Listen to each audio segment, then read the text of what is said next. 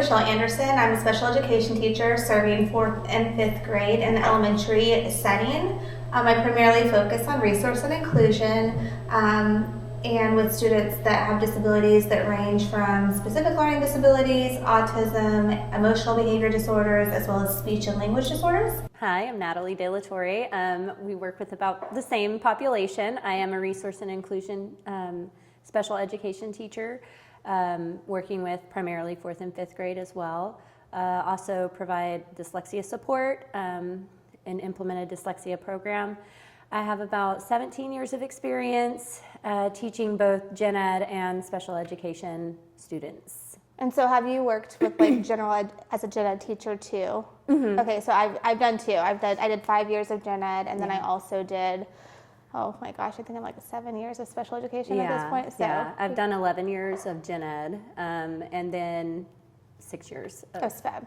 Okay, so we kind of both have like a really good scope and sequence of like both sides of the spectrum. Yeah. So with special ed, I started on a K through 4 campus, and I worked with some low incident disability students. I had a student who was visually impaired, she was blind. I had a student who had Down syndrome, so we had an intellectual disability.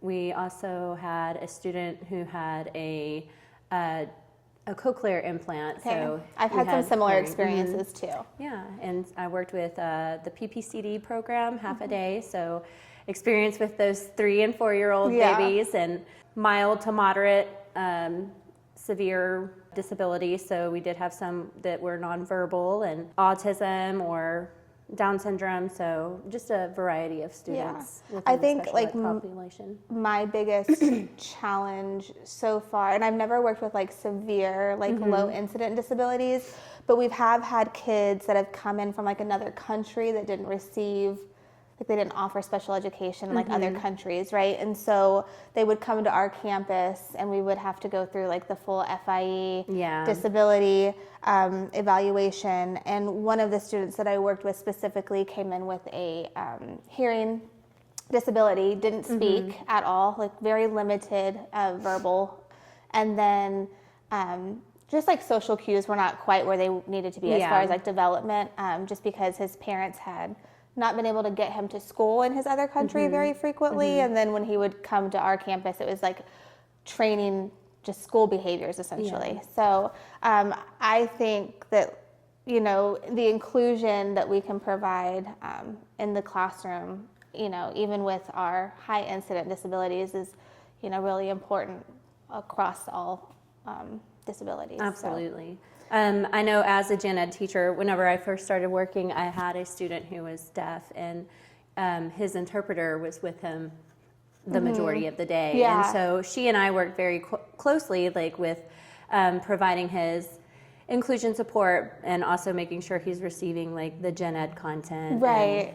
So it was a nice experience. It was really fun because I got to learn some sign language as well. Same. I was like, you know, yes, you know. So we had an interpreter come as well, and he spent a lot of the day with our student to interpret because he wasn't fluent in sign language. He knew some sign language. He read lips quite frequently. So he had a visual impairment as well, if I recall correctly. And so he had to be very close so that he could read lips, but then he would also try to sign. And so our interpreter would come in and teach sign to him for like a pull-out service, and then he would sign within the classroom, which was also a really cool experience to be a part of as far as that goes. So I think with that, like, you know, with our experience as a gen ed teacher and, you know, supporting some students who did have low incidence disabilities, so like deaf or hard of hearing or a visual impairment, you know, we did have that support in the class. And then what we provide currently with our, you know, students with specific learning disability is, you know, it's just inclusion is really important. You know, we want to make sure that everyone's receiving the grade level content. They're receiving this content along with their peers and their grade level peers. And so it isn't just a policy that we want to implement, it's a practice that we want to you know, provide. And I think, you know, with that, it's being able to support those learners and giving them access as much as possible, even if they're not quite ready for that gen ed curriculum, the exposure to it, being with their peers, learning alongside their peers, having that interaction is really beneficial for all of the learners that we work with. So, supporting learners with low incident disabilities benefits the whole classroom community. So, we don't want to have them isolated just in their own classroom. We want to integrate them, integrate all students. And I think like for us as educators specifically, like, and I don't know how you feel, but for me personally, like really developing that relationship with the gen ed teacher is like a huge practice, and something that we probably don't put as much effort as we should into it, just because as educators we're pulled in like 50,000 directions and we're doing 100 things at once, but it is such a valuable relationship to develop, because they're going to be your right-hand man within that inclusion time for your students. And I know as new teachers, you that are watching, it can be a kind of scary experience, or you're just unsure of what to do whenever you have students who may need a lot more support coming into your classroom. So today what we're going to do is we're going to explore evidence-based strategies to support learners with low incidence disabilities.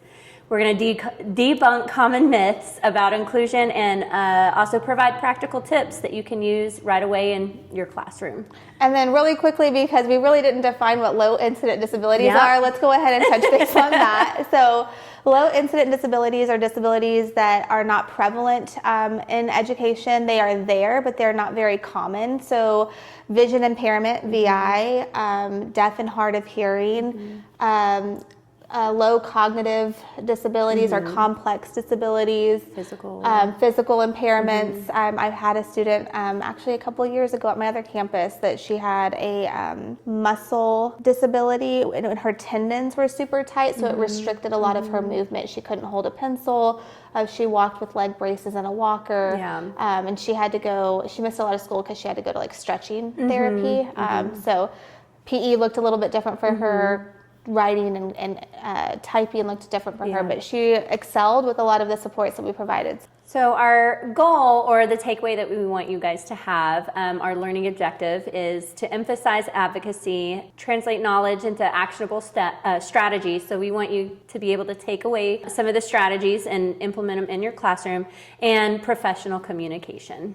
Okay, so some strategies that are really beneficial within the classroom with our general education partners and our SPED team are universal design.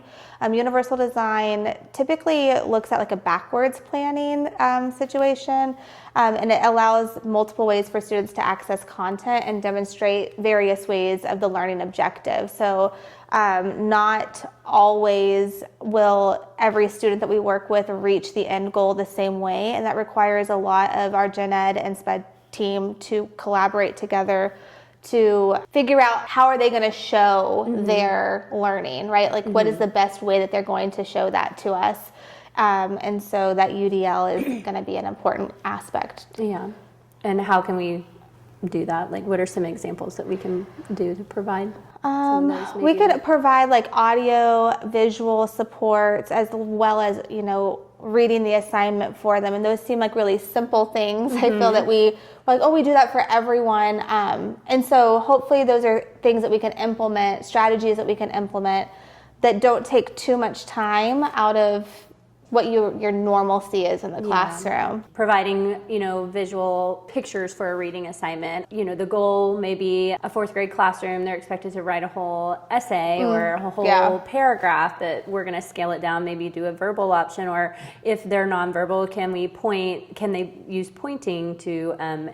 Like point to pictures or something, right? I know we use a lot of speech to text and text to speech just because we're one-to-one, and I feel like that's been really beneficial and helpful for a lot of our kids in the classroom as far as accessing like grade level content that maybe they can't read themselves, but they can listen to and have exposure to. And then even if they're not ready to write a whole paragraph, like can you verbalize a sentence? And like that would be an acceptable task for a student that maybe has a lower cognitive functioning profile, but they can articulate a sentence. Yeah, chunking out those assignments, or for anyone with a visual impairment, maybe enlarging the print or providing that braille for them to follow along. That way they're not missing the content, they're just accessing it differently. Yeah.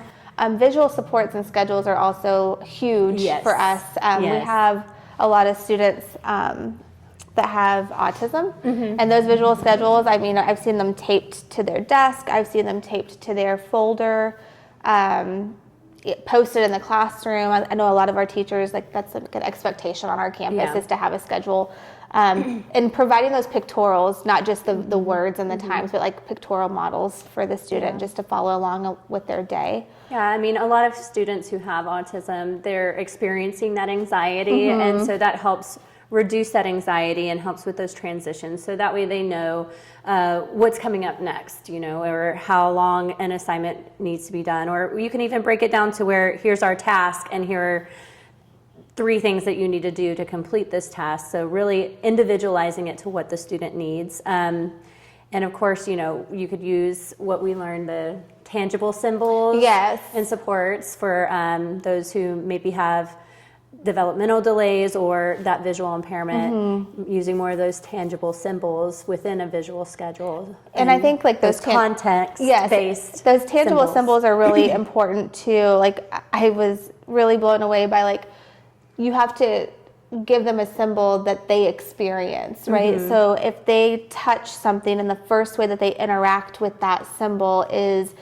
like the Velcro of their jacket, like you would want that symbol to be paired with like the Velcro, because that's the first interaction that they have with that. So if their schedule is like, wake up, put on your clothes, put on your socks, like those symbols representing that need to be like how they experience that item, not how we who are seeing, not how we who are seeing people experience it, but how they would interact with that object. And bringing in that vocabulary and for that reference. Just routinely using it as well. But I mean, I know even with kids that are not maybe low incidence, but those with ADHD, those visual schedules can be helpful. In keeping them on task, but also keeping me on task, honestly.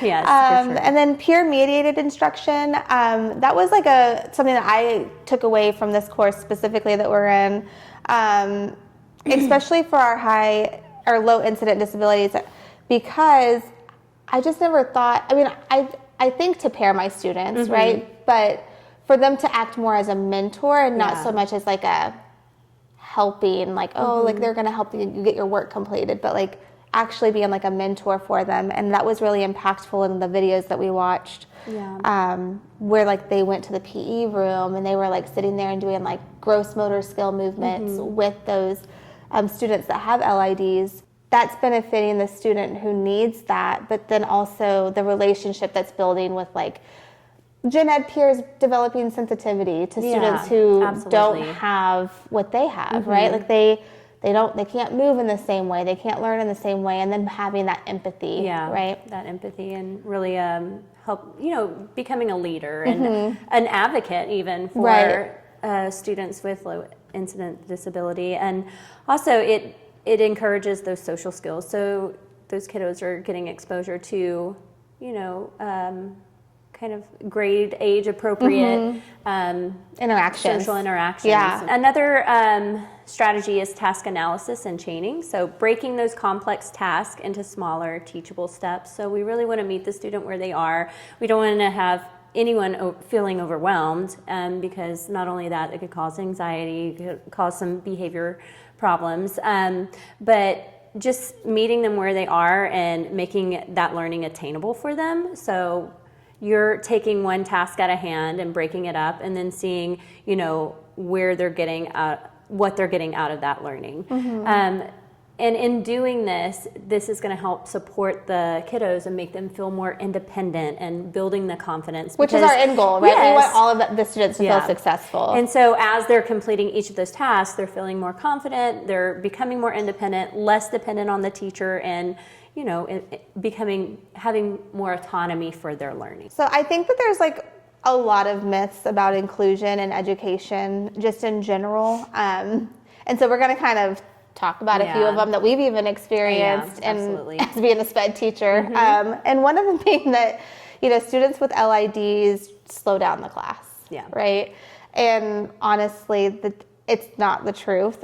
We can support students with UDL, with low incident disabilities, by providing them with accommodations and supports, as well as us being in the classroom for that inclusion time. They're not going to cause an issue in the classroom as far as you getting through your lesson or curriculum. The main thing is us providing the supports that they need in order to become independent and successful. So even providing those visual schedules. It doesn't really take a long time to be like, okay, next we're going to go to math. Yeah. In math, these are the things that we're going to do. So it doesn't slow it down. It's just making sure that you're implementing it routinely and effectively. Yeah, and then just all students can learn effectively in the classroom. That's just simply what it is.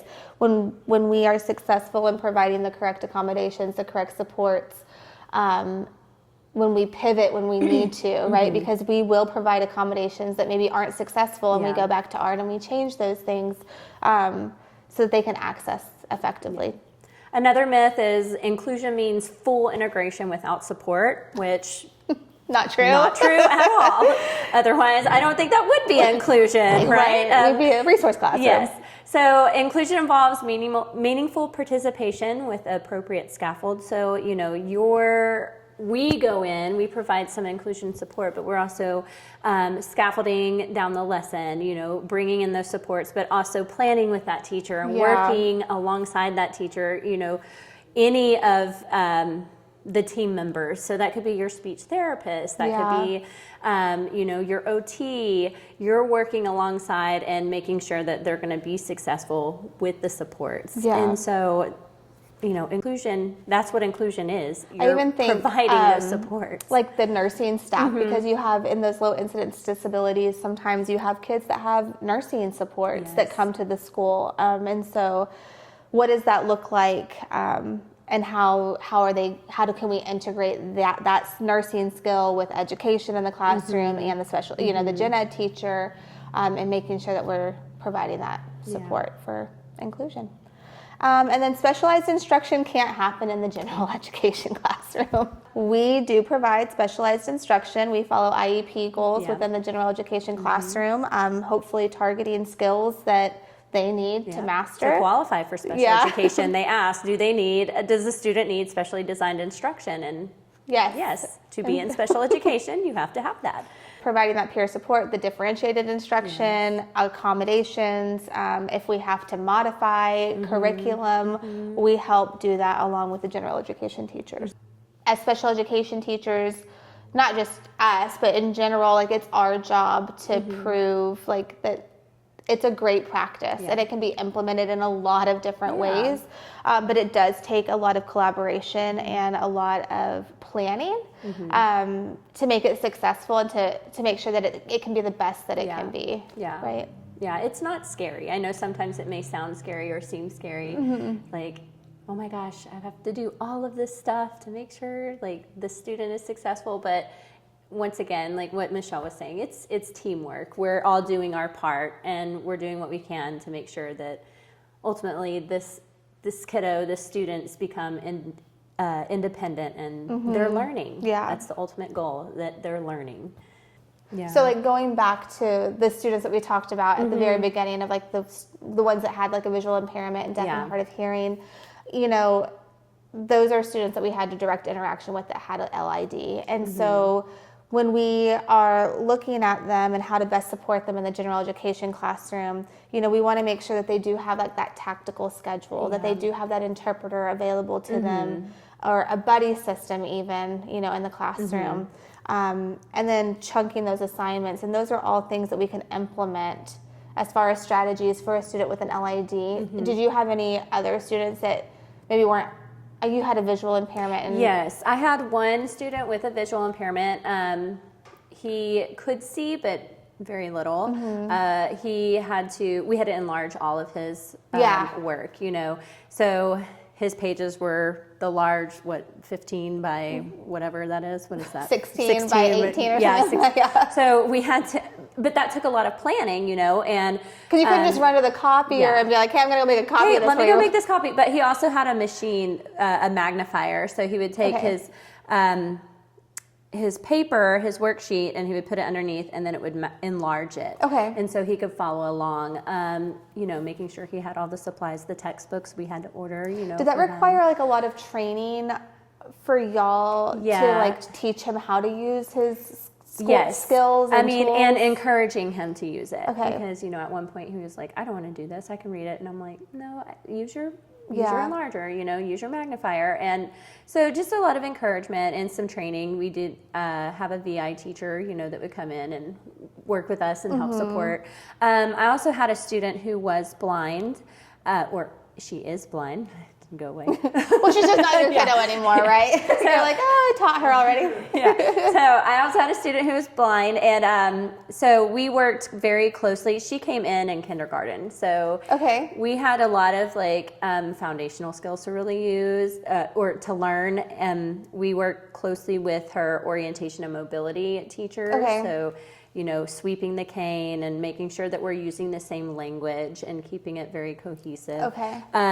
Over time, I worked with her when she was in first and second grade, and over time she was learning how to type on her Braille. Yeah, so she was learning Braille, and we had to provide those resources, everything, her worksheets or the textbook we would order, and it would have Braille and she could follow along. When we were doing read alouds, when the Jenna teacher was doing read alouds, she had to be very descriptive, as she's reading. Right. Because, just kind of describing maybe some of the colors or what the bear is doing in the story. Right. And the faces that are being portrayed or the emotions that are being portrayed in the book. Because she's not seeing those visual pictures, right? So if it's not explicitly said in the text, she's missing those cues. She had to describe it. Yeah. And so it was really interesting, though. I loved just watching her learn how to type on her Braille machine. And then also in math, she had to learn to calculate on an abacus. So learning how to use that properly. Another skill, we think about abacus as maybe for primary grade levels, but then how does that translate? It does translate into special education. And it was so neat. They used it for place value. They used it for any of the computations. So it was really eye-opening, and it was so neat to see how we can support, her learning in the classroom and make it attainable for her.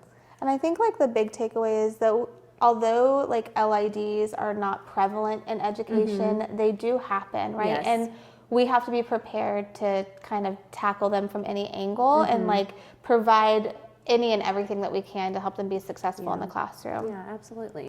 Okay, so let's go ahead and recap. Today we discussed universal design for learning. We discussed visual supports and schedules. We discussed peer-mediated instruction and also task analysis and chaining. Yeah. And so if you're a new teacher, it might seem overwhelming, but just ask yourself what is one support that I can implement tomorrow? It doesn't have to be something big. It can be the smallest thing that you adjust and then implement tomorrow, and it will make a huge difference. And it'll kind of create that chain effect of okay, I mastered this, now I can add something else to my plate. Because inclusion is ongoing work. You have to collaborate with the families, the special education teachers, all the special education team members and professional learning community. It takes a team. It's the PT and the OT and the SLP and the LSSP. It is a community, and I think that you get that sense of community even in the ARD meetings when you're wow, all of these people are here to help provide services. And we all have the best interests of the student. You're definitely not in anything alone. That is for sure. You do not have to do this alone. If today's podcast episode kind of resonated with you, or if you're interested in finding out more information, the efficiency of visual activity schedule and intervention in reducing problem behaviors in children with ADHD is a great article to help. You can explore the UDL guidelines from CAST. And then also we have the task analysis and chaining strategies in inclusive classrooms by Smith is also a great resource if you're interested in following up with some of those skills as well for inclusion. There's research by Carter, peer-mediated instruction for students with significant disabilities. I know we talked a lot about the peer-mediated instruction and using that within the classroom. And then also that differentiation, which is huge in special education, just because we have learners of all disabilities and all scopes and sequences of intellectual abilities. So that differentiated instruction and accessibility and inclusive education by Hall, Strongman, and Meyer is a great resource as well. And then last but not least, including students with special needs, a practical guide for classroom teachers, and that's by Friend and Bursuit. Probably a great one for everyone to dive a little bit into. Just remember that advocating for equitable inclusion in your school is really important. Ask questions, share resources when available, and keep learning. Education is always changing, and it's very important that we evolve with that. We want to make sure that we're doing this because every learner deserves access.